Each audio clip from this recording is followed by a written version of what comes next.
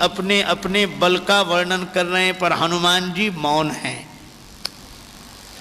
किसी ने हनुमान जी से पूछा कि सभी अपने बल का वर्णन कर रहे हैं, आप क्यों नहीं बोलते? हनुमान जी बोले, जिसके पास अपना बल हो सो बोले। हमारे पास हमारा बल है ही नहीं, तो हम क्यों बोले? पर आपको तो अतुलित बल धामम कहा जाता है। हनुमान जी बोले, हाँ यह सही है, पर आप एक बात का विचार करो, अतुलित बल का अर्थ हुआ असीम बल।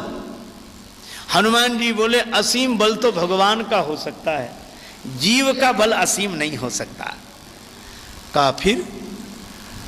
कहा कि बात यह है कि अतुलित बल है भगवान का।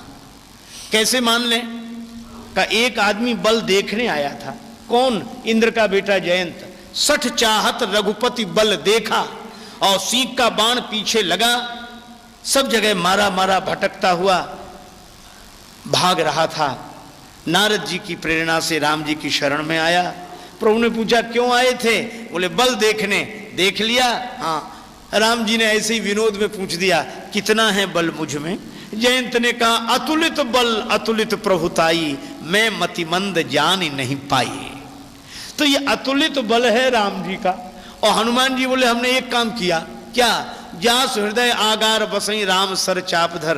राम जी को हृदय में बिठा लिया, तो राम जी हृदय में बैठ गए। और राम जी का है अतुलित बल, तो राम जी जिसमें बैठ गए वह हो गया धाम। और अतुलित बल है राम जी का, और धाम है हम, इसलिए अतुलित बल धामम है, उसमें हमारी कोई विशेषता नहीं।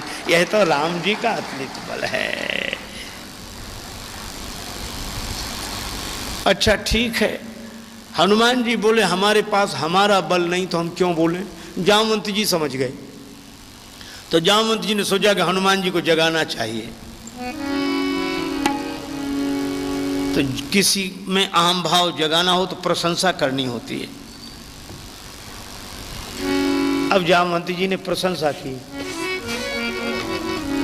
कही रीछ पति सुनु हनुमाना, कही रीछ पति सुनु,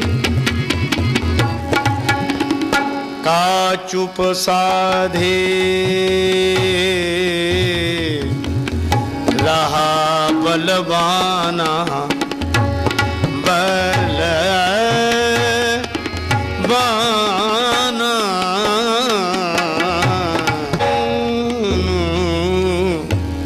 जामवंत जी बोले, हनुमान जी आप तो बलवान हैं, और बलवान होकर मौन बैठे हो। किसी की तारीफ हो जाए तो जोश में होश नहीं रहता, ना भी हो अपने में वो योग्यता, पर 10 लोग तारीफ करने लगे तो लगने लगता है कि इतने लोग कह रहे हैं तो है ही। एक बार एक आदमी 2 थैले हाथ में लिए, कंधे पर कंबल रखे, सामान, रेलगाड़ी चल रही प्लेटफार्म पर। रेलगाड़ी को चलते उसने देखा तो ऐसे लोगों ने कहा कि वाह बहादुर, तुम तो बहादुर हो, पहलवान हो, आ जाओ दौड़ कर, आ जाओ।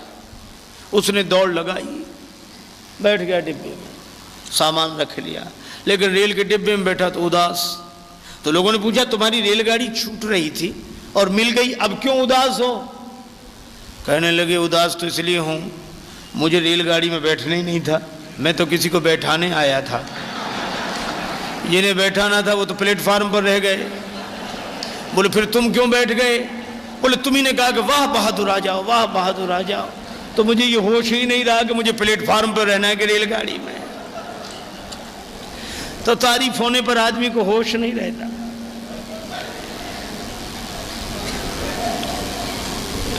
प्रशंसा की मदिरा किसे उन्मत्त नहीं कर देती, होश नहीं रहता। पर हनुमान जी की खूब प्रशंसा की गई, उनको कोई अंतर नहीं पड़ा। क्यों?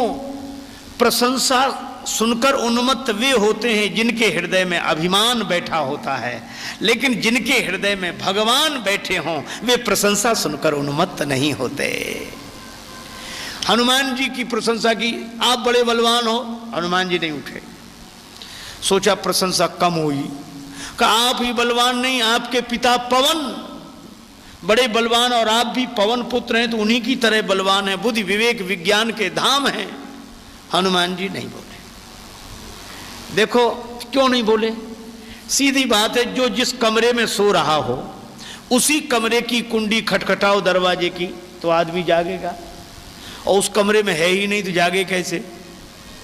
तो हनुमान जी ना तो देह भाव के कमरे में हैं कि जो प्रशंसा की कुंडी खटखटाने से जाग जाएं, और ना गेह भाव में हैं जो पूर्वजों की प्रशंसा करने से जाग जाएं। हनुमान जी ना देह भाव में रहते हैं, हनुमान जी ना गेह भाव में रहते हैं, हनुमान जी तो सदा राम जी के नेह भाव में रहते हैं। इसलिए देह गेह की प्रशंसा करने से हनुमान जी नहीं जागे। तब जामवंत जी को एक उपाय सूझा। मालूम क्या बोले वे? राम काज लगी तव अवतारा, राम काज लगी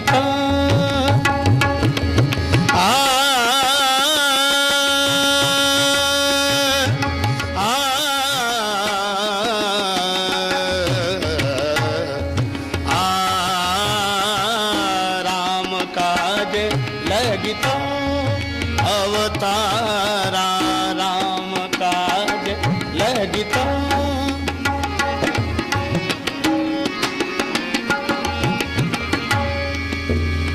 हनुमान जी ने जैसे ही रामकाज की बात सुनी वैसे ही सुनता ही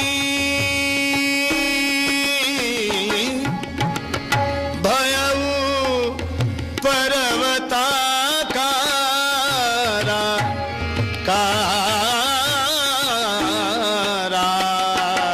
लगता अवतारा, राम का लगता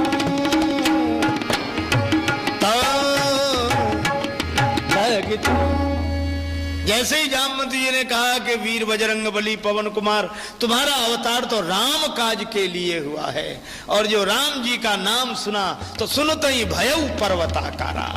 हनुमान जी भी बड़े बने, लेकिन अभिमान के कारण नहीं, भगवान के कारण, राम काज के लिए।